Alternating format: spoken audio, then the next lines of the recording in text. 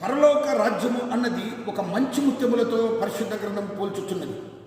ఒక వ్యక్తి ఆ రాజ్యము కావాలనని, విలువైనటువంటి ఆ రాజ్యమును పొందవలనని తన వద్ద ఉన్నటువంటి తనకు ఈ లోకములో ఏది విలువని తలంచాడో వాటన్నిటినీ అమ్మి విలువైన మంచి ముత్యములతో కట్టబడినటువంటి ఆ పరలోక పట్టణాన్ని పొందడానికి అతని ప్రయాసని దేవుడు చూపించాడు.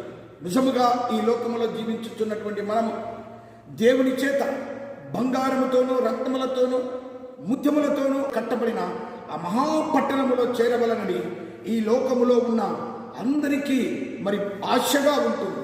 కానీ చేరవలను అనుకున్నటువంటి ఆ ఆశను వారి జీవితంలో ఫలింప చేసుకోవాలి అంటే తప్పక ఈ లోకములో వారి జీవితములలో విలువైన వాటిని వదిలిపెట్టి నీకిష్టమైన వాటిని దూరం చేసుకోవాలి అనుకున్నాడు.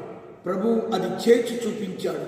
పరలోక రాజ్యమును భాగ్యమని ఎంచుకొనకుండా దానిని వదిలిపెట్టి ఈ లోకములో వచ్చి పాపమనే దాస్యానికి అమ్మబడిన నన్ను నిన్ను అందరినీ కూడా తిరిగి కొనడానికి ఆయన తన ప్రాణాన్ని, తన జీవితాన్ని, తన బ్రతుకును కూడా అమ్మి నిన్ను నన్ను కొన్నటువంటి దేవుడు.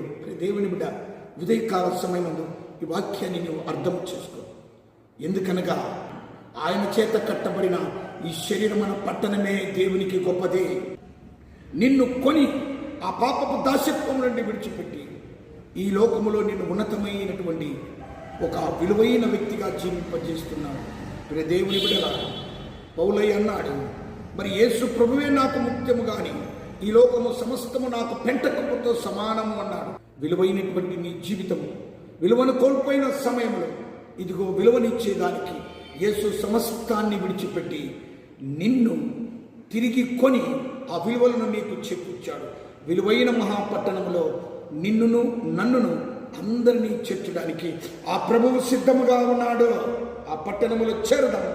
ప్రభువునకు ఇష్టకరమైన జీవితం ఈ లోకములో ఉండగానే ఇదిగో ఈ లోకములో మనకు ఇష్టమైన వాటిని వదిలిపెట్టి మరి విలువైన పట్టణాన్ని పొందుదాం.